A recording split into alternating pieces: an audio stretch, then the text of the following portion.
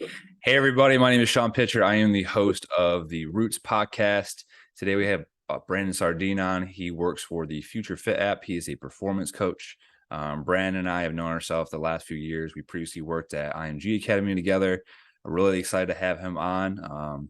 He's kind of coming from a little bit of a different path over the last year or so, transitioning out of the strength and conditioning realm, especially with the athletes, and now transitioning over to more of the online coaching. So we're really excited to talk to him about that, just because I see a lot of coaches starting to take that route now as an alternative option. So Brand, great to have you on today. Yeah, what's up, Sean? Glad to be here. Excited to go ahead and just chop it up a little bit. Yeah, always a good time talking to you, man. So let's go ahead and start like we always do. And can you give me the roots behind Brandon Sardine? Who are you? Yes, deep question. No, but yeah, my background, strength conditioning. So grew up playing sports, of course. I was never a high level athlete, but I guess I was just always someone that was competitive with myself when it came to athletics, when it came to sports. I wrestled, ran cross country, did different sports just growing up. But then I do remember I got to college, and I knew strength and conditioning was always part of my life in some way, whether I knew what I was doing or whether I was looking up T Nation articles on the website and just doing whatever I can in Gold's Gym. But going into college, like I know I wanted to study exercise science and thought I was going to be a physical therapist, whatever, until I distinctly remember like going and taking a strength conditioning class my junior year and getting to see the coaches at Kennesaw State come on in, present to the class, and like almost like open my eyes to the world of what strength conditioning could be. And then also just make myself think of, wow, like, okay, everything that I may not have had as an athlete, things that I wish I would have had, the coaching, the guidance, and I love my high school coaches, but someone to actually really reach me and build that confidence. I was like, wow, that's my avenue to go ahead and do that for other athletes now. And I went in shadowing, I went in doing the whole strength and conditioning thing, shadowing, interns, everything. Mm-hmm. And just falling in love with it to where, by my junior year, I just completely flipped it. I was like, I'm going to be part of this field. And just to spare, the longer journey, interned, went to William Penn University, interned in GA there, went overseas to China, worked with the Chinese Olympic Committee for about a year and a half, came back at Barton College for a year. Then I went to IMG Academy, where I met this amazing guy over here, Alex Sean. And then after Barton, I went to D1 Training, which is a private training facility. And after that, I ended up at Future Fit app, happy, and yeah, just charged up and ready to go, man. But I think ultimately, when it comes to my path, the number one thing is, how can we just build athletes and people up? How can we give them that confidence, and how can we use fitness and strength conditioning just to enable them in their lives? So I think that's definitely the guiding purpose behind it. Kind of how I got to the path I was on. And there's so much value in sports. There's so much value in a lot of the things that people do within our profession, because at the end of the day, and I've said this a couple of times on the podcast, it's things that these individuals, these guys and girls are going to have to do their entire life, right? If you're not athlete anymore, you still got to eat. If you're not athlete anymore, you're still going to have to train and exercise, right? You're going to build a lot of these different characteristics that are then going to help you in your everyday life to be just, like we've said, I think in the training condition office, just be a good person, right? Yeah. just be good people, like treat people really well. Like Coach Dillman, I know, would say that all the time. Yeah. And even though that just sounds really simple and easy to do, like a lot of times it can be challenging because of, the different environments that a lot of these athletes or individuals we work with come from. And it takes some molding and shaping for that to happen. And it doesn't always happen in a couple months. some individuals, it could take years for that switch, I call it, to flip, to make the decision to just be a better overall person. Yeah, but I feel like that's the awesome part about our role, especially, I'm not necessarily in the collegiate or high school realm anymore. But when you are there, it's just seeing how the maturity evolves. And then a lot of times you're also just following your athletes. I mean, yet in that realm, you have to realize you're dealing with people that are, they're 17, 18 coming to college, and they're leaving at 22, 23. Like I always tell people, it's like, I always have athletes and they're just like, oh, hey, coach, you're only like 4 years older than me. Like, we could be buddies. I'm like, hey. No. I'm like, There's yeah. got to be that division line. Yeah, but I always tell them, I was like, okay, cool, you're 18 right now. okay, are your priorities and your mindset the same as 14-year-old you? And they're like, oh, no, not at all. I was like, okay, cool. Well, you're 18 and I'm 22, 23, 24. Like there's a little bit of a difference in that. But what I'm trying to get to is you get to see that maturity gain and you get to see that maturity grow over the time, even when you're not there and you're following them, you're communicating with them, social media, the number one way people stay in communication now. It's like you get to see them live their lives and them kind of mature into that good human, you know? Mm-hmm. And I'll say this, it's probably one of the most challenging age groups to work with too. Those athletes that are 16 all the way up to like 22. There's just a lot of different things, and you got to be very flexible, and you have to be able to come up with a lot of different methods and ways to be able to disseminate the information to them. Especially like you said, right? Like everything's on social media, so a lot of times now, right? A lot of stuff I'm trying to push on social media because that's where their eyes are going to be a majority of the day, and that's where they're going to see a lot of their information, right? And I can't have and I'm sure you're the same way. You can't have a one-trick pony approach. you gotta have different ways that you can be able to give them the information that they can understand it, whether it's written, whether it's a video, whether it's you go on a whiteboard and write something down in front of them. You can't just be this cookie cutter person because that just doesn't work. Yeah, no, I agree, man. I agree. Could we go into, I know you've been to a lot of different levels essentially, and that's kind of how we're starting off with this is, you've been in a private, college, pro, international, right? Now you're onto, the online kind of space. Can you just, give us an idea of what the differences are or even the similarities between a lot of those different paths and areas that essentially a strength coach could go into? Mhm. Yeah. So, and I think about this often because sometimes I'll have even certain, clients that I have now just asking like, oh, hey, do you miss athletics? Or like, what's the difference? And like, at the end of the day, I feel like when you are a coach with any team, with any group, you're trying to set a vision of where that team is going, where you're leading that individual, and then get them to buy into that vision. And I feel like that never changes regardless of what level you're at, what team, what group, what age, whatever. Really what it just comes down to is can I clarify what you're trying to do? Can I clarify the objective? And then can I lay out that path and not just lay it out as in XYZ, this is what you do, but can I just guide you along with that and make those changes? And like we're talking about communication, like finding different ways to communicate the goal, finding different ways to get you there and guide you along that path together. Because sometimes I feel like the only difference between an athlete and say someone that is, just trying to not as in just trying to lose weight is not a valid goal, but just trying to like it's a simple goal compared to other athletic endeavors. Mm. The big difference is just what the actual goal is. For them, it's cool. I maybe just want to lose weight right now, so that might be the primary goal, but that's because I want to play with my kids in the future, be able to go to this event. My son just started playing basketball. I want to be able to go out there and shoot hoops with him. Like you have to build up that mindset towards there. Where when you're in other environments, a lot of times the primary reason why the kid is there. Mm-hmm. I got a scholarship to play ball because I love playing ball, and this is what makes me feel like me, and this is a core part of my identity. So in certain ways in athletics, I don't want to say it's easier because there's always layers underneath it, but that's job as coaches to kind of dig it up. But you almost have like with athletes, right? You have that surrounding of people that are constantly pushing you in that direction and supporting you to do it, whether you want to do it or not. There's going to be your teammates, there's going to be your coaches, there's going to be the support staff there, right? Either way, at some point in time, someone's going to be there to support you, depending on what your motivation level is going to be, right? You have the athletes that you don't got to tell them very much. They'll do everything you tell them to do. You got a lot of athletes that need a ton of support consistently so they can see where that overall path is going to lead to get them where you want them to be.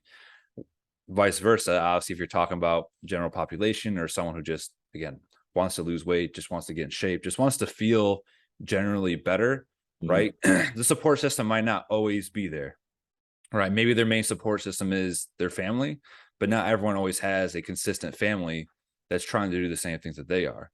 Yeah. Right. You could have that mom that's trying to lose weight, but let's say everyone else in their family is eating really terrible. So it's like you don't have the support towards the goal that she wants to do.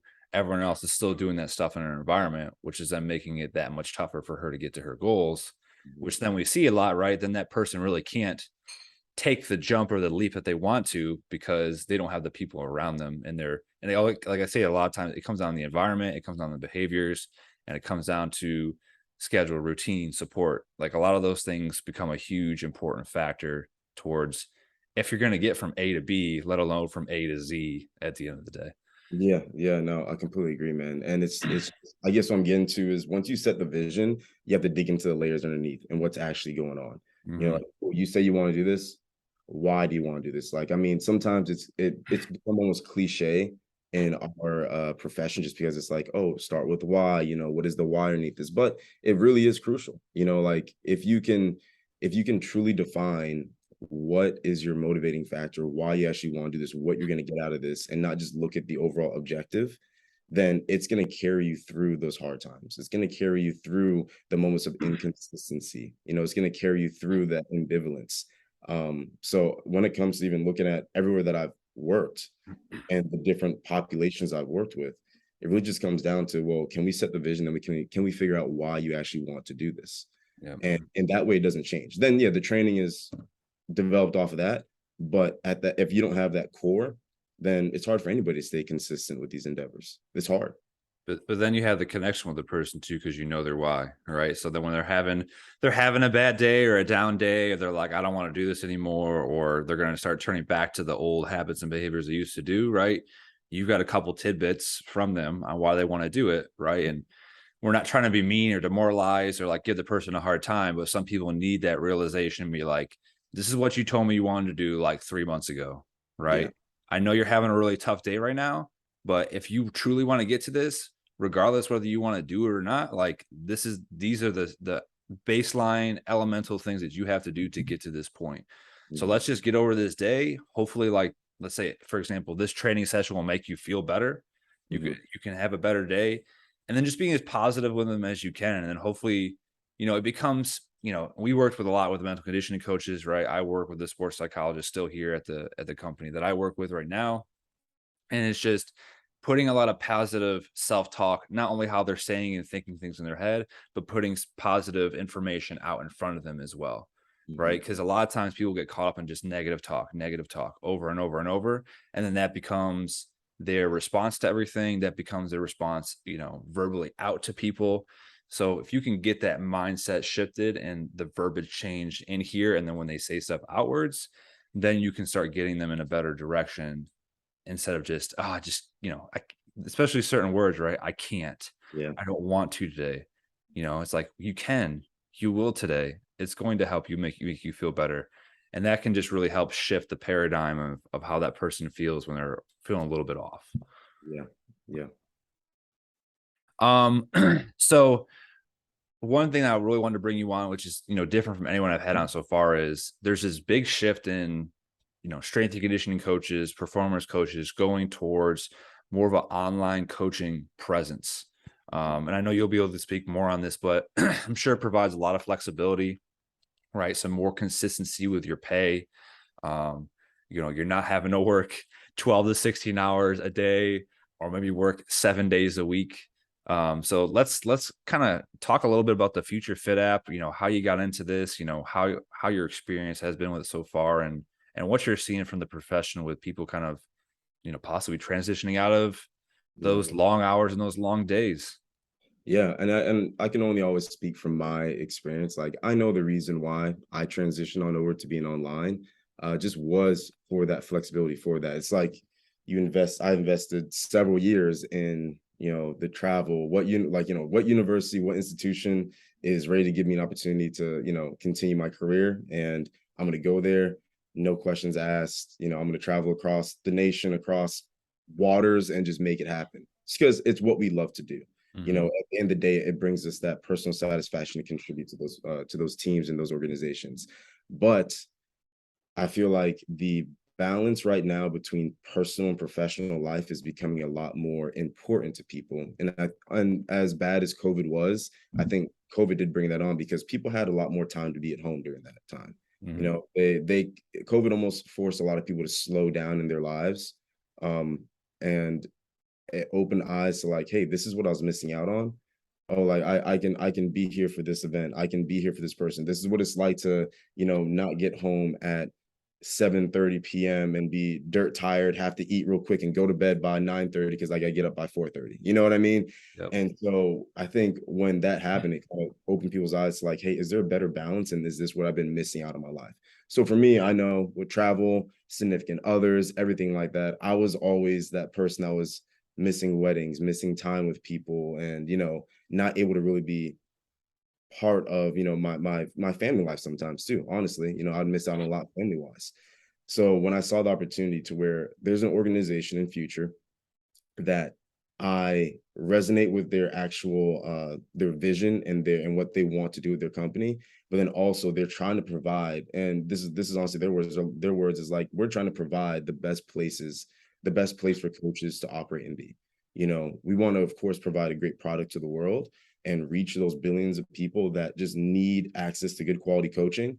But at the same time, we know that also starts with the coaches. So we want to make sure this is an environment where coaches are happy and coaches are taken care of and able to execute their job at the highest level for the most amount of people that they can. So for me, that's why I transitioned on over, because you always have to have alignment with the vision, but then also just that balance. You can't get time back. You can't get time back no matter how much you think you can. So yeah. So tell us a little bit, how does it work then? So like, or give me what the difference is between like, all right, I'm in a real life setting, right? I'm obviously coaching in front of people. Now I'm on an online app. Like, so are you doing certain obviously movements? Like, are you showing how to do a squat, how to do a press, how to do certain things, and then transitioning that over to the person that you're working with? Like, how does it look? How does it work? Yeah. So the app itself, it has all that on there. So I go in, I make the workouts for the person. So I'll bring you through like the life cycle, just really short. Mhm. Someone signs up, they get a catalog of all some of the best coaches that we have in the nation. Like we have I think over 300 coaches at this point on the actual platform. So based on their needs and what they're signing up for and what they want, it generates like coaches that would fit that, or they can look at the whole catalog. They pick you after watching your bio, they set up a call, hop on a kickoff call with them, get to know them, a FaceTime, and like try to make that actual connection again, because the feedback and the connection is just it's what's going to lead the relationship and actually lead to the results. Sometimes even more than the programming itself, the consistency, the feedback and the relationship is going to lead there. After that, I go ahead and I write the programs up based on their needs, how many days a week they need, whatever it is. I leave handy dandy little voice cues. I got a little mic that I'm not using for the thing, but it's me popping on, just being like, if there's a squat coming up and I know they've been struggling with something, like, hey, yo, what's up, Sean? Remember, want to keep those knees out as we're squatting on down, make sure that we're keeping full foot contact the entire time, blah, blah, blah, blah, blah. So you can have that personal connection that way. And then as far as the scratching that itch for the in-person, they can always send form videos. Then I'll probably send form videos back, or even just talking them through like a play-by-play of like, hey, you need to focus on this part. You see when the bar is raising past this part, it is stop making contact with your body, whatever it might be. So it's very much so all online, all more message and video based. There's not much of an in-person component, but the connection, I will say, is sometimes just as strong, if not stronger, than in-person connections, only because I'm messaging people. It's not like I'm just seeing you for 30 minutes to an hour a day. You're constantly having communication throughout the day with the individual. Exactly. So you get to know people very well. You get to I've gained some really good friends just from even my clients that I train. I mean, like I've gone out to dinners with people, I've seen people, like gotten to connect in real life, but you still get that satisfaction of knowing that you are helping somebody accomplish these goals and improving their quality of life. Yeah, because at the well, everything's to go back to social media, right? Like if you end up friending these individuals, like you're gonna see how it's made an impact just through that. Or in that example, right? Hey, I'm in town where you are. Like, do you want to meet up and go have dinner? And it's like you can then physically see the results, or they can express to you how they felt from the X amount of weeks or months that they spent with you, and how that's made a difference. And you're gonna get that positive feedback back to you, and you're gonna know that either way. Like, I haven't been here in person with you every single day. I have been from a virtual sense, but I'm still able to recognize what I've been able to do for you, and you've been able to give that feedback to me. And you're still kind of getting that same sense as if you were in a everyday in-person experience. They've kind of, it sounds like, set up that format where from a variety of different angles, you're getting something similar. to that. Yeah. Yeah. And again, I feel like it's always weird when people get on for the first time because they don't really know what to expect. But again, that's the beauty of the product. It's paving a different way of like what coaching can be, and each their own. I feel like there's never going to take away from in-person coaching, and in-person coaching can never take away from this.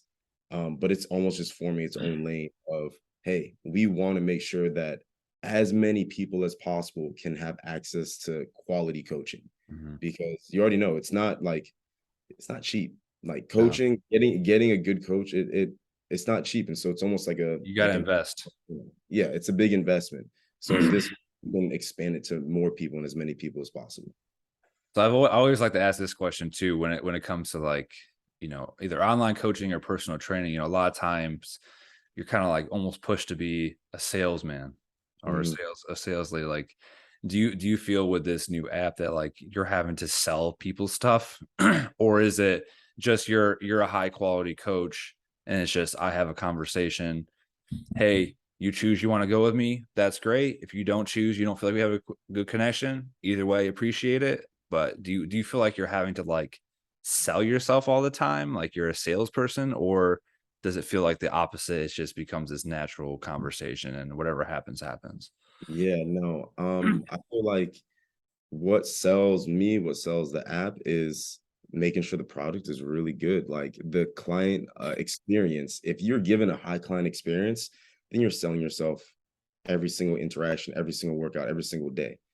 So at no point do I feel like I have to go outside of myself to, oh, what is the strategy to sell this person on that? Like people are gonna have questions, but sometimes I think that's the difference. I think, and this is just me being real, I think sometimes coaches, when they feel challenged in their idea because they view themselves as the expert, you have to realize that that person doesn't know what you know. So if someone's asking like, why do we even have to do this? Or what's the point of that? Or I saw X, Y, and Z on TikTok. Like, can't we do that? Like, so it's like, You can't be reactive. You got to like, again, you got to sit back, take like 2 seconds to think about what they just asked, how they asked it, and think about, like you said, all right, they don't know anything. Like you got to treat them like they know zero about anything with performance, strength and conditioning, whatever. Okay, they don't really know. So now this is my opportunity to like, from a professional that knows what they're doing, explain it to them the right way, which then not only helps you, it helps them, but now they're going to be able to explain that information to somebody else the correct way and not some BS that we see on social media and TikTok and all the other garbage. Yeah, and I tell people that sometimes too. I'm just like, yo, send me whatever questions. Like, I don't like if you want to talk about fad diets, fad workouts. Let me be your BS detective. Like, I'll shoot you straight on it, and if it's good, I might even be like, yo, hey, that's pretty cool. Let's put it in the program. Or hey, that's pretty cool. Let's talk about it. But if it's a little on the fence, then cool. Now it's my job as a professional to provide that education. So, and I feel like sometimes those are the times where you feel like you're trying to sell yourself when really you're just there as a professional to educate them. They're not challenging you personally, they're challenging the knowledge that they have access to. And it's up to you to provide that education and further their knowledge with fitness, health, and so on and so forth. Do you see future expanding, kind of being a one-stop shop and adding dietitians or mental conditioning coaches as other complements to obviously what you do? Because we've seen that plays a big role. You can train all you want, but if you're not eating the correct way, this part you're only going to get X amount of results. But then ultimately, like how I kind of look at it is up here is where you're making all the decisions. So you can train all you want, you can eat all you want, but if the mindset isn't in the right place to do either of these two things, then that makes it obviously really challenging to accomplish the level of goals that you want here. So is future moving in that direction, or are they just kind of focusing now on the personal training part, and maybe that's something in the future that they might get towards? Yeah, no, I feel like that's definitely been conversations that I've heard. But overall, the goal is to own the space that you're in. You know what I mean? It's to double down on the fitness side and be it's almost like when you're trying to stand out in the field. It's like, you know what, I'm trying to, I might have one or two niches that I fit into, but I'm trying to be I'm trying to be the name that is attached with that thing. So I think that's what future is like. Future is going to be synonymous with, oh, hey, you want coaching? Go to future. That is the goal. But then when it comes to the diet, the nutrition, the mental conditioning, even say like more athletic training side, like sports medicine, all that type of stuff, we have resources. Like as coaches, we all have specialty. We have resources. It's not sometimes it's almost like you're part of a hive mind.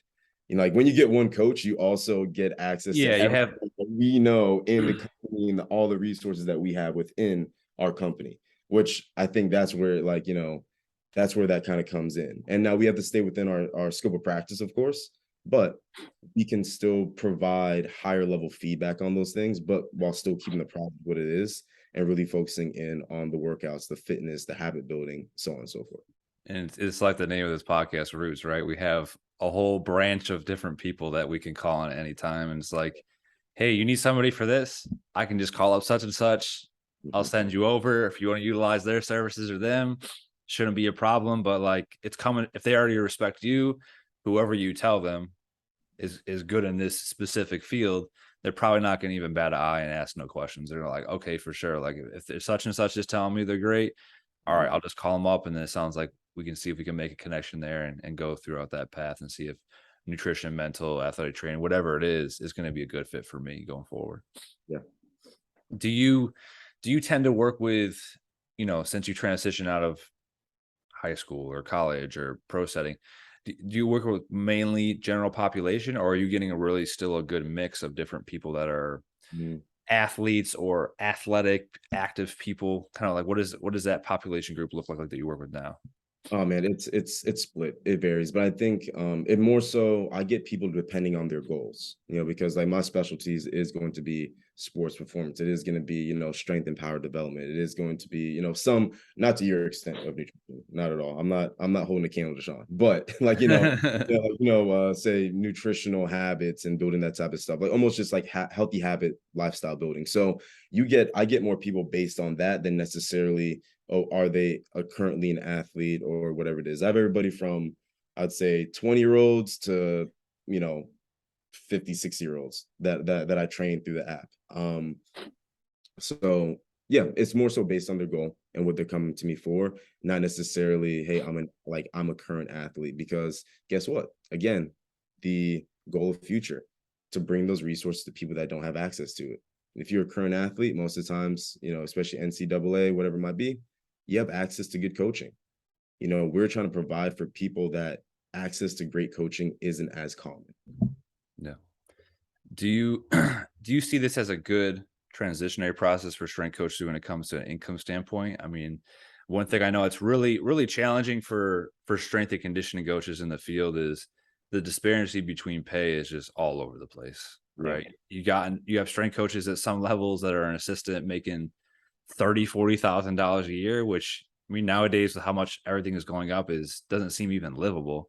And then you got strength coaches, like I think I saw Oklahoma State is making like $1 million a year or something crazy like that, right? So it's like you got literally bare minimum doing the same amount of hours, same amount of work, and probably more work, honestly.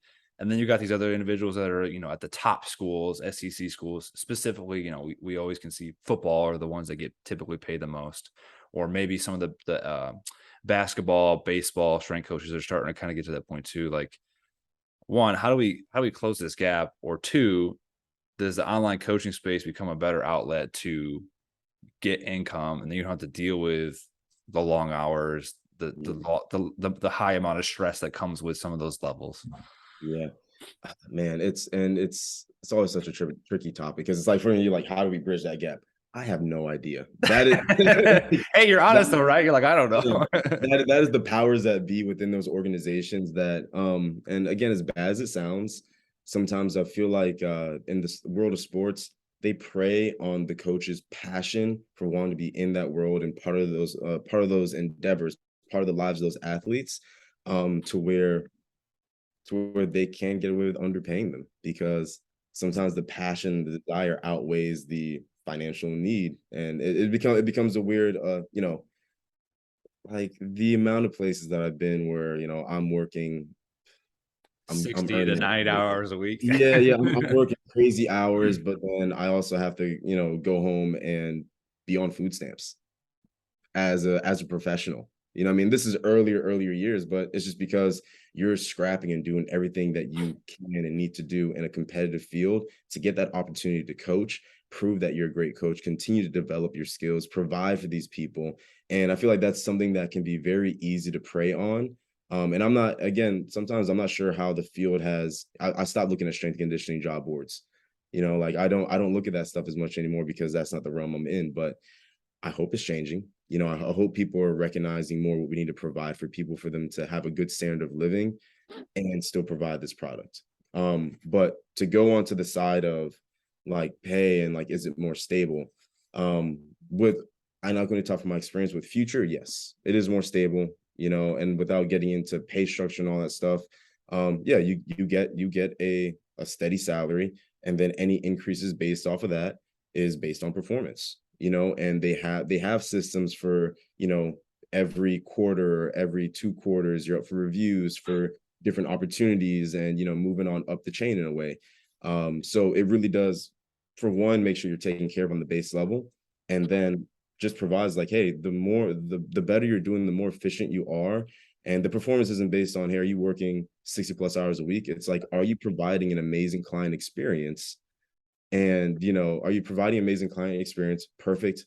Here's more. Right. And that's all I think where a lot of places kind of the wayside is just the monetary standpoint makes a big difference. It Right. does. And I'm sure this has happened to you too, right? You've had tons of people come over, pat you on the back. Hey, you're doing a great job. Hey, like you've done this, and this, or like, oh man, we're so glad to have you, right? And it's like eventually, like, I know I'm doing a good job.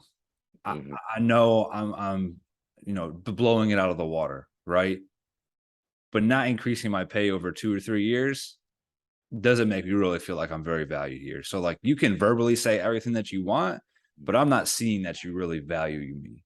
And I know everything doesn't come back down to money at the end of the day, right? I like you have to enjoy what you do.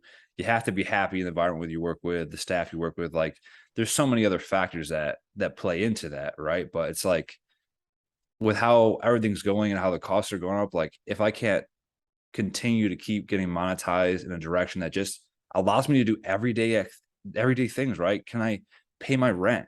Can I eat? Can I do like one fun thing a week and enjoy myself, right? Like Yeah. if everything in my environment is great, but I can't do those three things and my whole paycheck's going to just rent and I'm barely scratching by and paying for my food, Mhm. not only in work am I stressed, outside of work, I'm stressed, and now I'm always stressed 24/7. Yeah. So it's like I don't care how great I'm doing at work. I'm probably going to start doing terrible at work because I'm so stressed about everything outside of work that now my overall performance is going to be diminished. And now, how much of a value am I really? Yeah. Yeah. Who knows? And things just start again, like things just start breaking down. I mean, and before I went to Future, I remember one of my final straws at the previous place was it was the first time I was working hourly in a while. And so it kind of was that same thing of, hey, the more you do, the more you get paid. So if you're trying to have a certain standard of living, you need to pay for rent, you need to have enough money to save. You know, you're paying for your car, all this other stuff you have to consider. I'm like, cool, I gotta bust my butt. I gotta go. And I remember I think I got sick. Yeah, I think I got sick twice within like 4 to 6 months. And like I'm the type of person that like Never normally sick I, once a year. yeah, yeah, I get maybe like a head like seasonal colds, like you know, when the seasons are Mm. changing, maybe get like the flu once every 2 years or something like that. You know, like it's just a normal cycle. So for me, I was just like, I'm so drawn out and I'm working 12 to 14-hour days and hustling. And then I still go home after that, after putting everything that I can or I feel like I can into it. And people tell me I'm doing a great job. And I'm like, oh man, like I probably can't afford, you know, this flight to go see someone like to go to so and so's wedding, or like, oh, I need a really nickel and dime for this and that. So it's like all the effort you're putting in, it doesn't always come back down to money, but You it's can't a enjoy yourself. yeah, it's You're a never able to enjoy yourself because you're always working all the time. It's yeah, just like, and there's going to be that breaking point, and anyone who's listening, especially if you're a young strength conditioning coach, you have to know where your breaking point is I agree. and, Yeah, and be able to tell yourself, can I actually do this for multiple years? And if you can't realistically, then you need to start looking at external avenues to get yourself out of it if you don't feel like you can handle that long term. Some people can, and it's great, and they love the life and they can adapt to it. But If you don't feel like that's going to be life for you, then you need to like tell yourself that up front and know that up front. Because if not, like we always say, you're going to get burnt out and then you're not going to know what to do. And then you're going to be in so stressed that you can't even work any other job. Yeah. And like go ahead and like again, talking to the young strength coaches here, or just any coach, performance coach, online, whatever it is, like set your boundaries. Or even if you want to embrace that hustle culture, because I feel like Sean, both me and you have done it at some point. Like we went through those long grinds and those years of just like interning and whatever, but just set the season it's going to be for. Maybe accept it's going to be for a season of your life, and you're like, hey, if this is what I have to do, then cool. But set yourself a cutoff. Set yourself up for, this is what I'm not going to tolerate. This is what I am willing to do. Because sometimes I feel like you get drawn into it, and then before you know, you blink, and like 3 or 4 years have gone by, and you're like, man, I'm just exhausted. Versus preemptively planning out. I know it's going to stink. I know it's going to suck a little bit. I know this is just a season I have to go through to provide value, prove worth, and set myself up for the next thing. But set those guidelines for yourself. Don't just be part of the system. Look at it and figure out, where do I fit, and like, where am I going with this? Yep. Always be looking forward, right? Be in the now, but always be looking at what your path going forward and what you want to get to, right? Am I a low level assistant? I want to be the next, I want to be a higher level assistant, or I want to be an assistant director, or I want to get to a director in 5 to 10 years. Like, obviously the time frame that takes everybody's going to be different. Some people accelerate fast. Some people it takes multiple stops to get there, or it just takes them a longer time to learn how to do that. But like, at least have a general schematic of how that's going to look, rather than just going with the flow. And then, yeah, you're 5 years down the line. You're like, I haven't made any movement anywhere. Now I'm kind of stuck here. And then you're more miserable because you're stuck there. And you're like, why haven't I taken a move or done anything? Yeah. Yeah.